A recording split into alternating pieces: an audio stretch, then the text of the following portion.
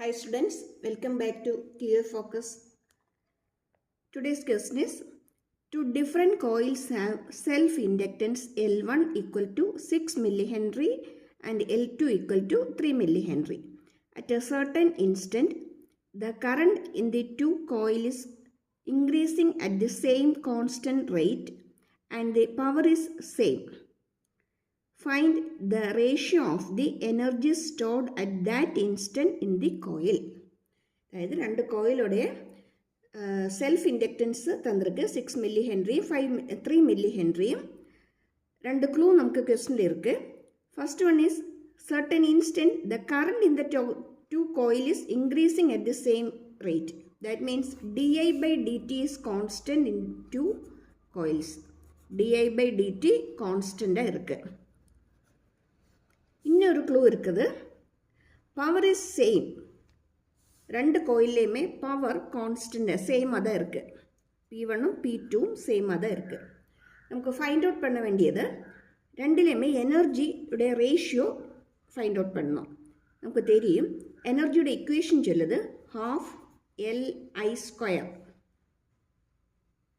half Li square. First கோயிலுக்கு நமக்கு U1 equal to L1 I1 ஸ்கொயர்னு எழுதுவோம். செகண்ட் ஒன்னை U2 equal to half L2 I2 ஸ்கொயர்னு கொடுப்போம். அப்படின்னா இதோட ரேஷியோன்னு சொல்லுது U1 by U2 equal to half half cancel ஆகி போயிடும், காமனாக தான் இருக்குது. மீதி வரக்கூடியது L1 by L2 then I1 by I2 square or L1 I1 square by L2 I2 square. இந்த கேஸில் I1 I2 டைரக்டாக தந்து கிடையாது, அதை நம்ம ஃபைண்ட் அவுட் பண்ணணும். அதுக்கு இதில் தந்திருக்கக்கூடிய என்ன க்ளூவை பயன்படுத்திய நமக்கு இந்த I1 by I2 கிடைக்குன்னு பார்ப்போம். ஆல்ரெடி கேஸில் சொல்லியிருக்கு di by dt கான்ஸ்டன்ட் சொல்லியிருக்கு. இன்னொரு point P1 by P1 equal to P2. நமக்கு தெரியும் Pன்னு சொல்லக்கூடியது E இன்டு I தான். அப்படின்னா P1 நம்ம E1 I1 எழுதுவோம், P2 E2 I2. E1 I1 equal to E2 I2. Okay, அப்படின்னா I1 by I2 is equal to E2 by E1. ஓகேயா, I1 by I2 equal to E2 by E1. இந்த I1 by I2 உடைய ratio எதுக்கு ஈக்குவலாக வருது? E2 by E1 உடைய ரேஷியோக்கு ஈக்குவலாக வருது. இனி E2 by E1 நமக்கு எப்படி கிடைக்கும்? அது தெரியும், E1 சொல்லக்கூடியது L1 into di by dt. அது மாதிரி E2 சொல்லக்கூடியது L2 into di by dt. இந்த di by dt கான்ஸ்டன்ட். அப்படின்னா E1 by E2 ratio equal to L1 by L2 ரேஷியோக்கு ஈக்குவலாக தான் வரும். கொஸ்டினில் L1 L2 சொல்லுது 6ம் 3 தான் தந்திருக்கு. அப்படின்னா இது 6 by 3 ஈக்குவல் டு 2. ஓகே, நீ I1 by I2ன்னு வருது. I1 by I2 equal to E2 by E1. அப்படின்னா I1 by I2 equal to இதோட reciprocal, that equal to 1 by 2. okay, அப்படின்னா U1 by U2 equal L1 by L2 I1 by I2 the whole square. L1 by L2 is 2 into I1 by I2 is 1 by 2. That is 1 by 2 the whole square. That equal to 1 by 2. Okay. அப்படின்னா U1 by U2 ரேஷியோன்னு சொல்லுது எதுக்கு equal? 1:2க்கு ஈக்குவலாக தான் வரும். The ratio is equal to 1:2. Calculation சிம்பிளாக தான் வருது. என்ன ஃபைண்ட் அவுட் பண்ணதுக்கு கொஞ்சம் ஸ்டெப்ஸு கொஞ்சம் ட்விஸ்டாக தான் இருக்குது. நம்ம இங்கே நோட் பண்ண வேண்டியது di by dt கான்ஸ்டன்ட்னா இந்த ரேஷியோ படித்து போட்டுக்கிடுங்க. E1 by E2 equal to L1 by L2. E1 by E2 equal to L1 by L2. அது மாதிரி பவர் கான்ஸ்டன்ட்னா இங்கே P1 by P2 equal to E2 by E1. இதை படிச்சுடுங்க. இதை படிச்சுக்கிட்டா நமக்கு இதை ஈஸியாக சால்வ் பண்ண முடியும். இவ்வளோ ஸ்டெப்பு செய்ய வேண்டிய அவசியம் வராது. ஓகேயா? ஆப்ஷன் பார்த்துடுங்க. Option C 1:2 தந்திருக்கு.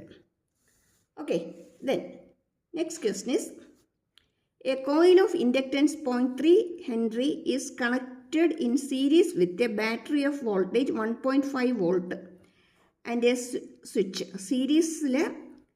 Series connection அது பேட்டரியோடையும் ஒரு சுவிட்சோடையும் கனெக்ட் பண்ணியிருக்கு. What is the initial rate of growth of current when the switch is closed? Total resistance of the circuit is 2.5 ohm. Okay. இங்கே ஒரு இண்டக்டரை ஒரு சுவிட்ச் மூலமாக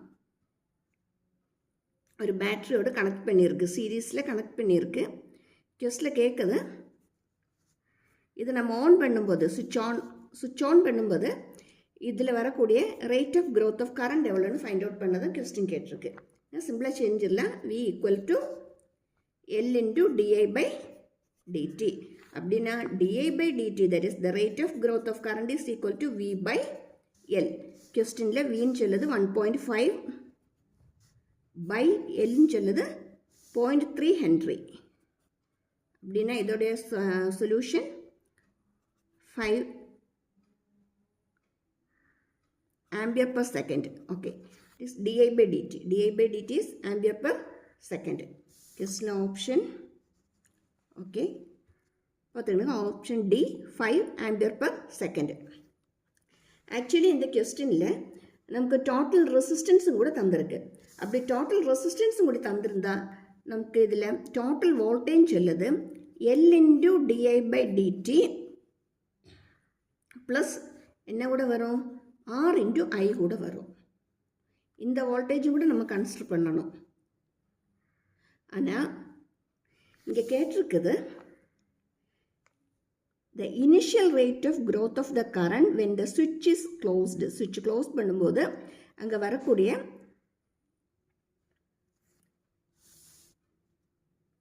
di by dt தான் ஃபைண்ட் அவுட் பண்ணதுக்கு கேட்டிருக்கு. switch க்ளோஸ் பண்ணது டைமில் நம்ம கை என்ன ரெடியூஸ் பண்ணிடும், I 0 ரெடியூஸ் பண்ணிடும். அதனால் இங்கே என்னது கிடையாது, EMF இல்லாட்டி வோல்டேஜ் வராது. வோல்டேஜ் ஈக்குவல் டு 0 ஆயிரும். அதனால தான் இந்த ப்ராப்ளம் சால்வ் பண்ணும்போது நம்ம V equal to L into di by dt மட்டும் கன்சிடர் பண்ணியிருக்கு. ஓகேயா?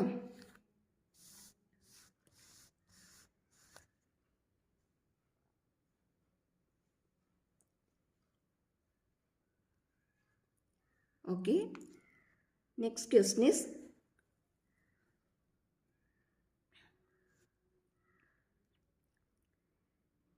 current through 2 millihenry inductor in steady state is.